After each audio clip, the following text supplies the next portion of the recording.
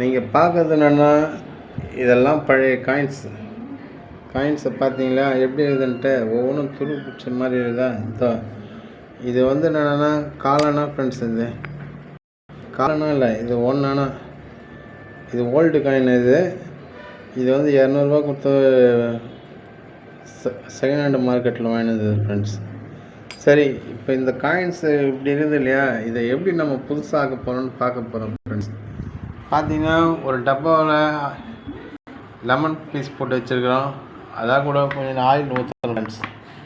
இது என்ன ஆயில்னால் flooring cleaner தான் ஃப்ரெண்ட்ஸ். இது ஃப்ளோரிங் கிளீனர். இதை போட்டு நம்ம யூஸ் பண்ண போகிறோம். அப்புறம் இந்த காயின்ஸ் இப்படி இருக்கிற காயின்ஸ் எப்படி வருதுன்ட்டு இன்னொரு வீடியோவில் பார்க்க போகிறோம். புரியுதுங்களா? இந்த வீடியோ பிடிச்சிருந்தால் லைக் பண்ணுங்கள் ஃப்ரெண்ட்ஸ். இந்த காயின்ஸை நீங்கள் பார்த்துருக்கீங்களா?